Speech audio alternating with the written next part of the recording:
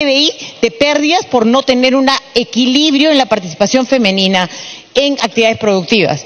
Con claridad. Segunda interrupción. Para terminar solamente. Gracias. Para terminar. Básicamente entonces vemos que cuando se incorpora la mujer hay criterios más claros que aumentan las posibilidades de desarrollo.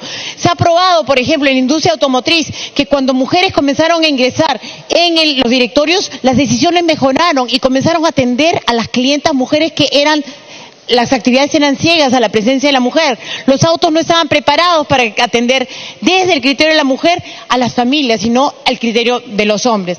Es por eso que creemos importante incorporar un equilibrio, un balance en la participación de las mujeres y los hombres dentro de un proceso. En el mundo moderno, en casi todas las industrias, se manifiesta claramente que cuando se incorpora, aumentan y mejoran las calidades de los servicios que damos a la población.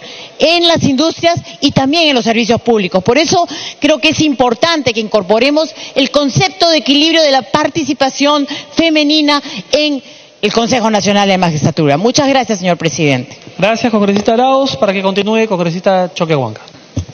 Muchísimas gracias, presidente. Ya concluí mi intervención. Solamente pedirle a nuestros colegas que podamos hacer una verdadera reforma, una reforma con inclusión y sobre todo muy ajustada a la realidad nuestra. Muchísimas gracias, presidente. Gracias, congresista Choquehuanca. Tiene la palabra el congresista Lapa.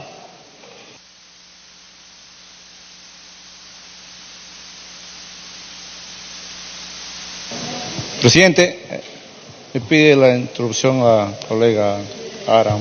Tiene la interrupción congresista Arimborgo. Presidente, gracias congresista Lapa.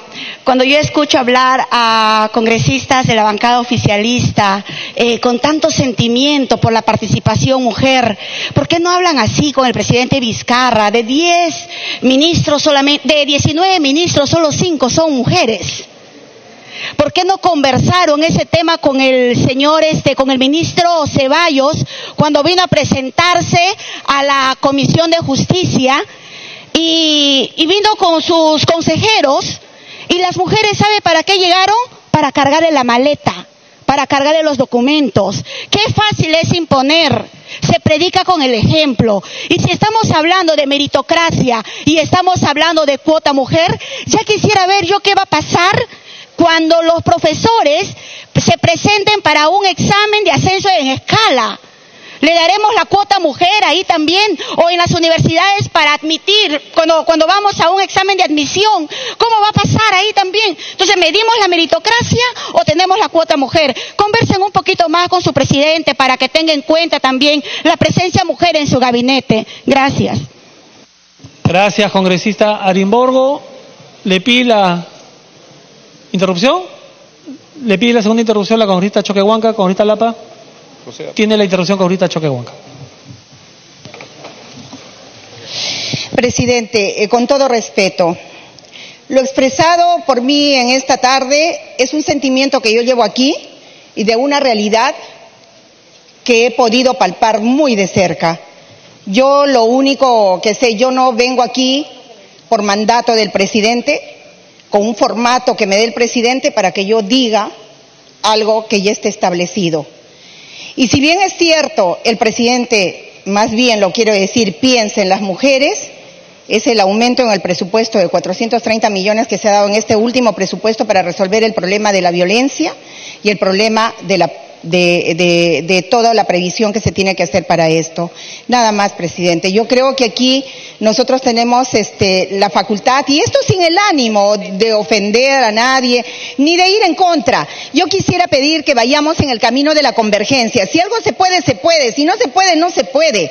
Aquí ya basta de divergencia. Yo los invito a que vayamos por el camino de la convergencia, donde vamos a encontrar. Gracias, congresista Choquehuanca. Para que continúe, congresista Lapa.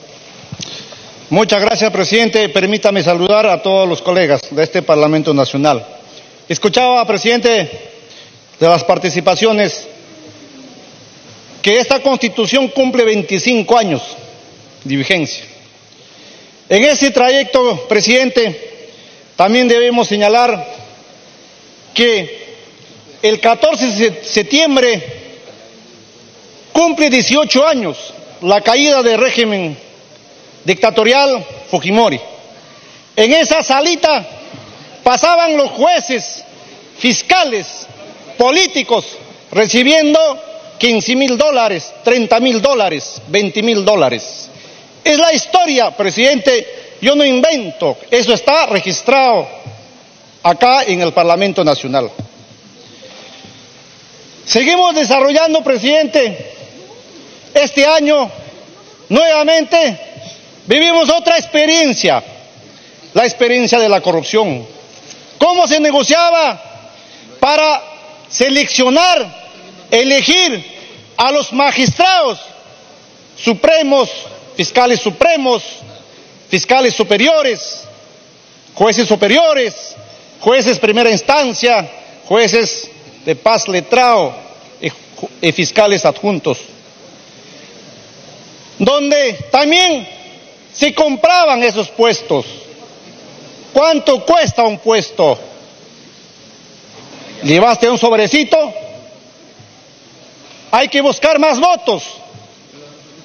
Así se buscaba elegir a un juez, a un fiscal en nuestro país. En esa misma, señor presidente, también he escuchado que los abogados son los corruptos.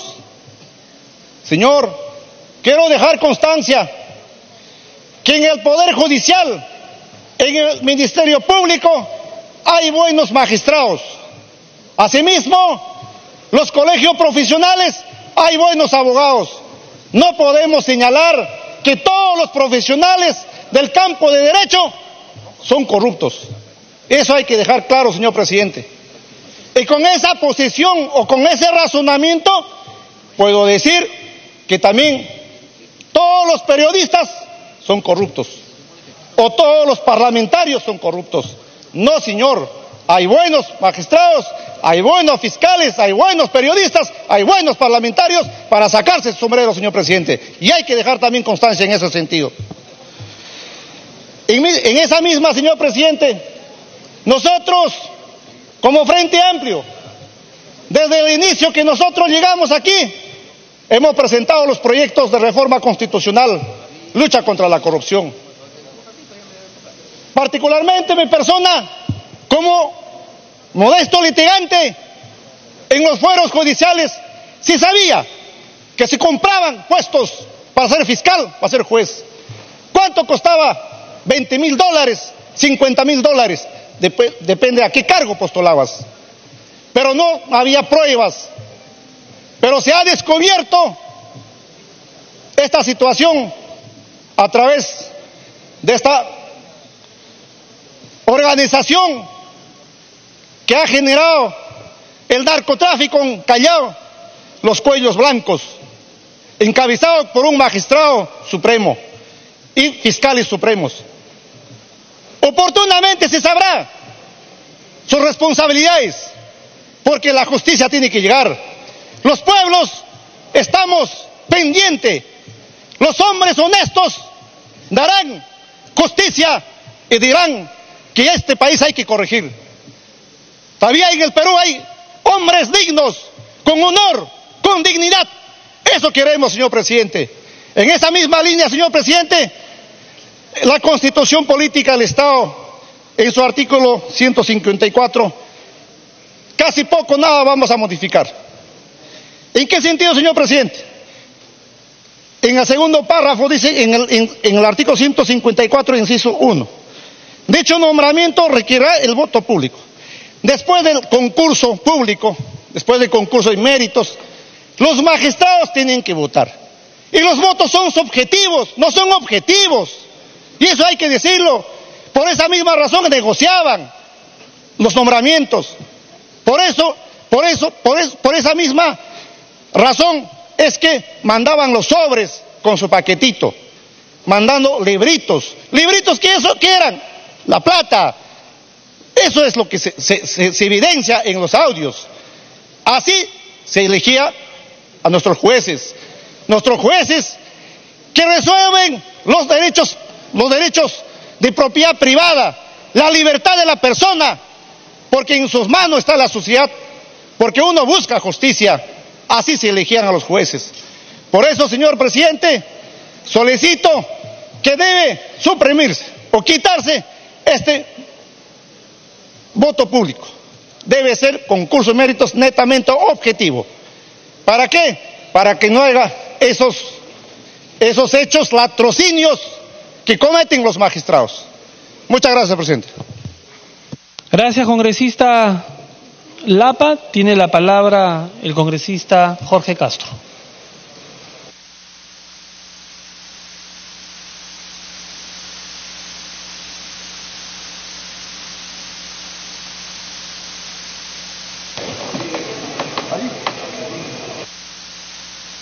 Tiene la palabra el congresista Jorge Castro. Audio, por favor. Buenas tardes, señor presidente. Buenas tardes, colegas congresistas. Aquí el problema, viéndolo a nivel ya macro, el problema es que todavía no hemos logrado centrar el tema. Si bien es cierto, hemos centrado en términos de lo que significa el Consejo Nacional de la Magistratura, pero todavía no lo hemos trazado como un objetivo nacional. El tema de la lucha contra la corrupción debe considerarse así de primera intención como un objetivo nacional, porque entraba el desarrollo nacional. Si nosotros no tenemos esa mirada, vamos a continuamente permanecer en este estado de cosas. Y así como hemos recusado la corrupción de los 90, también tenemos que recusar la corrupción del siglo XXI, pues señores. No podemos mirar solamente con un ojo y con el otro tapar con el otro lado, taparnos la vista. La corrupción ha sido generalizada, o es generalizada. Atraviesa desde Loreto hasta el Callao, y desde Tacna hasta Tumbes, señores. No podemos ser ciegos, no queremos mirar lo que está pasando en los gobiernos regionales, en los gobiernos locales, en el propio gobierno nacional. No queremos mirar tampoco al propio Poder Legislativo aquí adentro. Pero lo que es más grave, el Poder Ejecutivo, que maneja 157.000 millones de soles, señores. ¿Quién controla? El día de hoy hemos estado en la Comisión de Presupuesto, donde ha venido justamente el Ministerio de Trabajo, y le hemos demostrado la forma artesanal prácticamente con la que viene trabajando el presupuesto de la República en el Ministerio de Trabajo, y ellos simplemente lo han confirmado, lo que hemos venido manifestando. Y que eso es grave, por ejemplo, porque eso se presenta pues infinidad de corrupción, de corruptelas ahí, y el Estado no puede patrocinar la corrupción, no puede inducir a la corrupción. Por eso que también, señor presidente, tiene necesariamente que modificarse los artículos de la Constitución vinculados al aspecto económico. Y no significa que recusemos la inversión privada, sino que han habido muchos momentos en el Perú que hemos tenido excedentes económicos y que realmente no han sido debidamente asignados porque no se podía realizar una actividad, el Estado no podía realizar una actividad empresarial.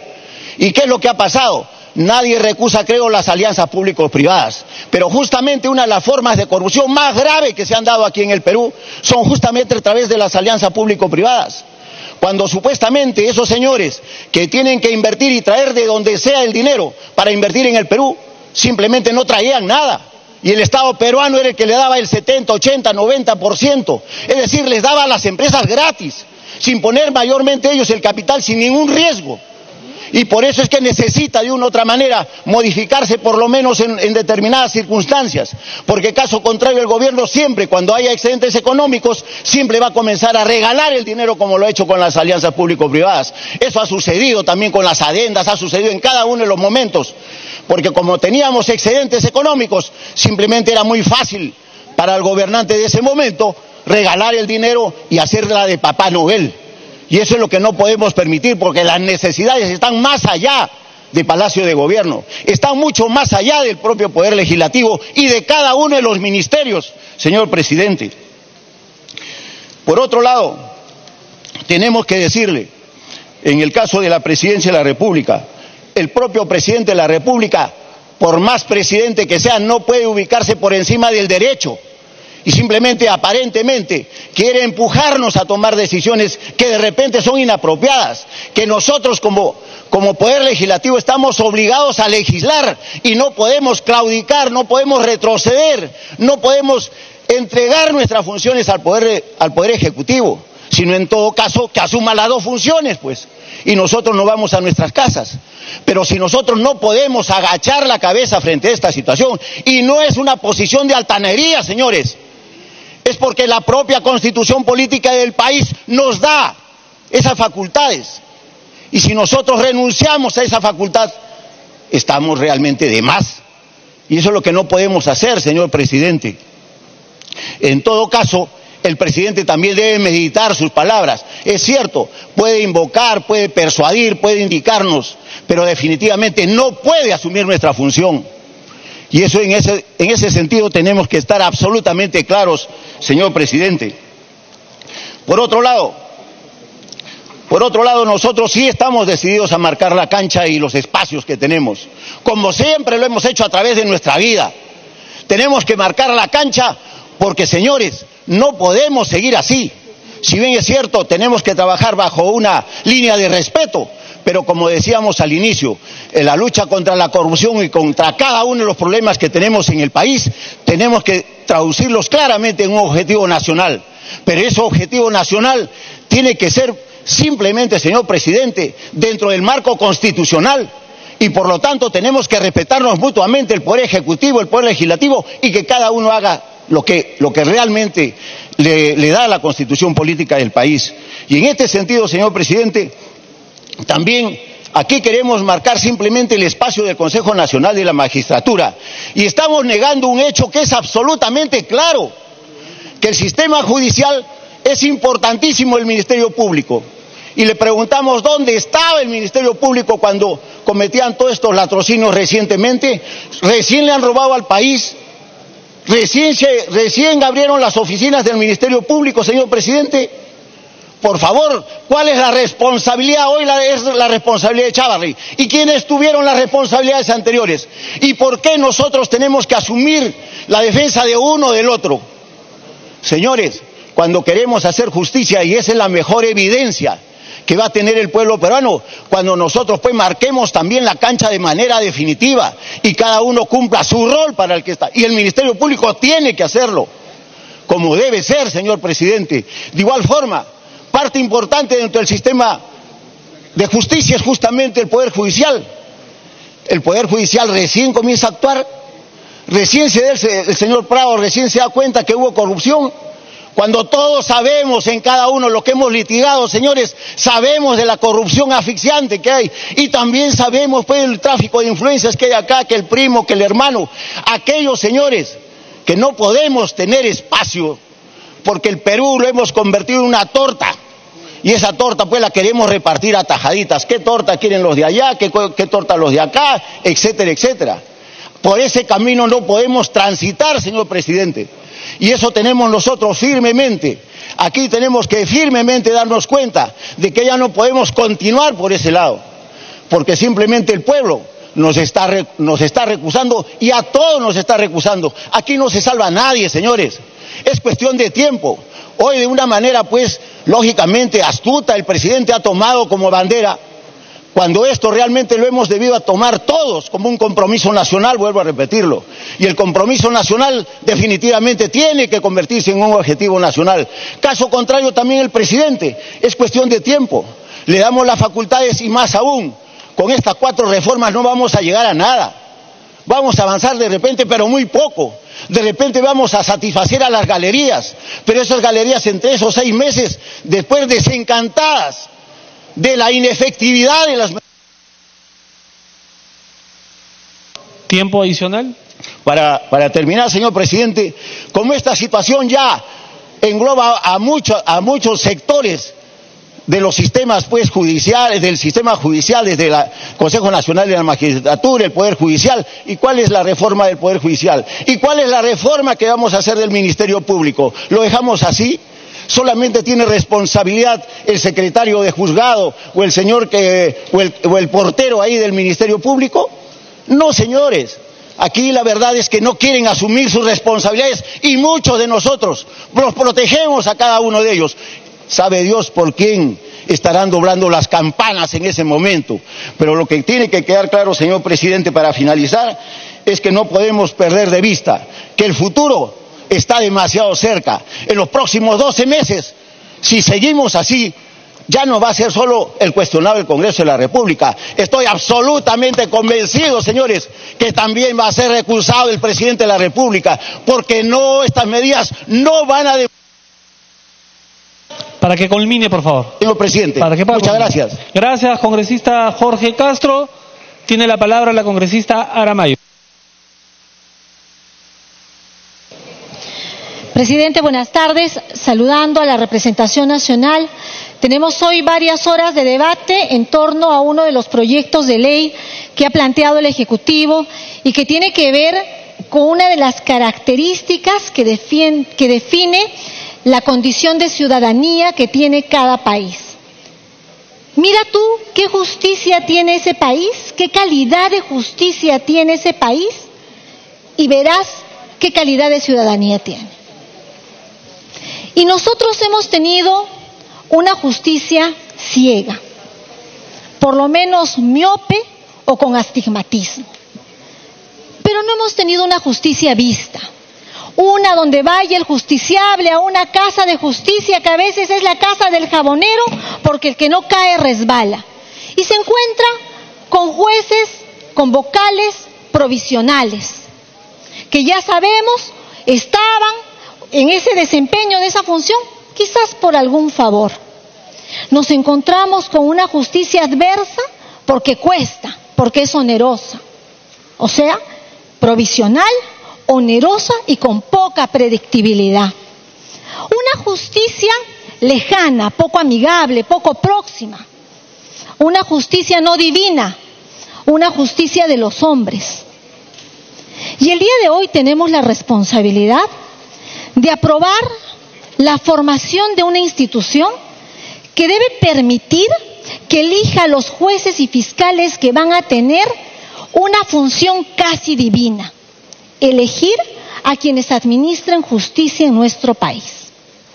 Y yo quiero saludar a los presidentes de las comisiones de Constitución y Justicia, que han hecho un esfuerzo tesonero y nos han podido entregar el día de hoy 2 dictámenes.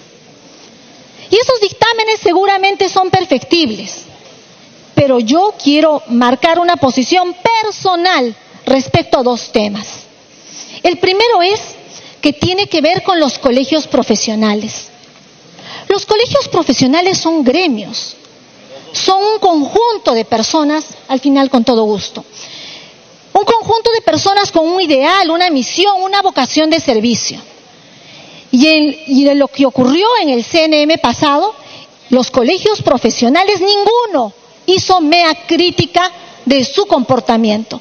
¿O han escuchado ustedes, colegas congresistas? Señor presidente, yo no puedo avanzar mucho porque tengo bastante bulla a la izquierda mía. Que algún colegio profesional se declare en reorganización de cara a que su representante en el CNM no se comportó a la altura del mandato. ¿Lo ha hecho algún colegio profesional? ¿Alguna de las universidades que tenía su representante delegado se declaró en emergencia? No, presidente. Y ahí se han quedado cortos las universidades y los colegios profesionales. Pero eso no quiere decir que hoy no tengamos, por ejemplo, a un representante elegido por voto popular universal de los colegios profesionales de abogados del país. Yo soy miembro del Colegio de Abogados de Puno, miembro del Colegio de Abogados de Arequipa, parte de la Academia Lauretana, más de 100 años de funcionamiento, y no me van a decir a mí que los colegios profesionales no tienen la capacidad de ser parte de un nuevo organismo que elija jueces y fiscales. Que se llame como se llame, CNM, tribunal. Yo creo que los colegios profesionales han debido ser incorporados. Y claro, como en Fuerza Popular somos una bancada que además somos disciplinadas, voy a votar en el sentido que mande y corresponda, pero creo que los colegios profesionales debieron ser incorporados. Y como presidenta de la Mesa de Mujeres Parlamentarias Peruanas también quiero marcar una posición personal. Empecé trabajando muy joven en la Corte Superior de Justicia de Puno y conozco perfectamente cómo funciona el sistema de administración de justicia. Y no es amigable para las mujeres. No es grata para las mujeres. Buscar un espacio, buscar cómo ascender, es doblemente complicado. Y nada tiene que ver que no se tengan los méritos necesarios. Porque quiero reconocer que estas normas privilegian el tema meritocrático. Pero no podemos negar que estamos en una sociedad adversa para las profesionales competentes, para las profesionales competitivas.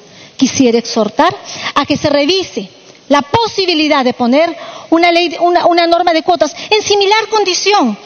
Hoy en el Congreso somos 38 congresistas. La ley que dice que el 30% teníamos que ser mujeres. Y quizás no necesitábamos de esa norma algunas, porque luchamos cada uno de nuestros escaños, porque creo que los merecemos.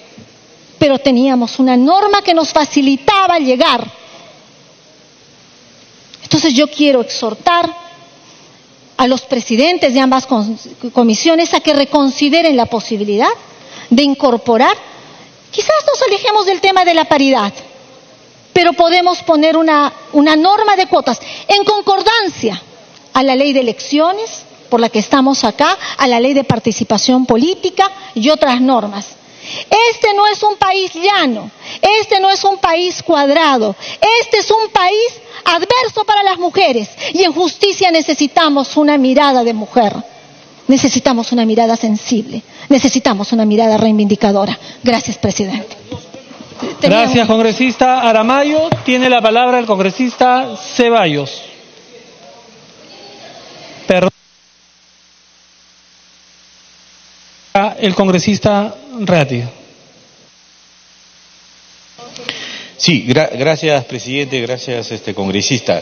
Yo también quiero discrepar democráticamente con mi colega, porque las discrepancias hacen rica la democracia, no imponiendo. Entonces, yo no creo que la meritocracia sea un asunto de cuotas. Si eres bueno, ya seas hombre o mujer. Definitivamente. Se trata de una reforma de la justicia. Y por lo tanto, la reforma de la justicia puede ser el caso de que todas sean mujeres. ¿Acaso después vamos a pedir una ley acá para decir, ¿sabe qué? Solamente quiero que 30% sean hombres. La cuota de género significa hombre y mujer. Pero ponte en el caso extremo que sean todas mujeres. Yo tengo una empresa en la cual tiene 400 trabajadores y el 80% son mujeres, pero son por sus méritos. No son porque simplemente, no es una cuestión de cuotas. Yo tampoco estoy de acuerdo que entre en ningún colegio profesional. Porque al final es una suma de intereses no para la justicia, sino para amarrar la justicia. ¿La segunda interrupción? Segunda interrupción. Gracias, presidente. Entonces yo tampoco estoy de acuerdo en que sean los colegios profesionales. ¿Por qué? ¿Cuál es la razón? Si no ha funcionado. Es el amiguismo, el compadrazgo. Acuérdense ustedes que en el Consejo Nacional de Magistratura antes los colegios profesionales se elegían por voto universal y secreto. Y después lo cambiaron para decir, no, ¿sabes qué? Eso no funciona, ahora vamos a hacer por delegados. Y cuando se hizo por delegados, ahí viene la cuchipanga, como se dice en mi tierra. Ahí viene toda la situación que se arrastró. Por eso yo sí creo que en el artículo, perfecto, miren, cuando se modifique el artículo 154, dice, en el antiguo decía por voto de los 3/3, voy a elegir a un juez. Ahora no dice por mayoría simple. Si son 7, me pongo en el caso extremo, o sea, con 3 yo puedo elegir un juez. 3, 2 me abstengo y 2 votan en contra. Con 3 ya elegí un juez. Gracias, congresista Reati, para que pueda continuar congresista Ceballos. Gracias, presidente. Lo que pasa es que este tema de si van cuántas mujeres o cuántos hombres no es un tema de capricho, de acomodo, es que simplemente se trata de implementar políticas públicas para resolver un tema que es histórico, que es que, por ejemplo, en América Latina, no más del 27% de las mujeres son las que ocupan altos cargos en la magistratura de justicia, y eso no es casual, ¿no? Esto significa que vivimos en una realidad machista y que debemos implementar políticas para irlas cambiando. Pero además yo me quiero referir, señor presidente, a un tema que está íntimamente vinculado al sentir popular, y es que en este país no hay justicia. Cuando vimos estos audios, cuando escuchamos estos audios, esto simplemente reflejaba, como se decía acá, lo que muchos sabemos, pero además es parte de una realidad mucho más cruda que existe en nuestro país. Este negociado con jueces, con fiscales, no solamente se refleja en el asco que nos puede dar en la forma como se consiguen estos cargos a partir de prebendas, sino la enorme preocupación que se genera en nuestro país por las consecuencias, y es la falta de justicia. Es la realidad que siente cada ciudadano de que le han sacado la vuelta, y que sienten muchas instituciones también que saben que la corrupción campea, y por eso es que si vemos cuántos detenidos hay por corrupción en nuestra patria, vamos a ver pues que efectivamente hay un blindaje sistemático y que la PUS sale por todos lados. Y bueno, y entonces con esta modificación, ¿cuándo se va a implementar? Se va a implementar en abril o mayo del año que viene, cuando esté el reglamento. Mientras tanto,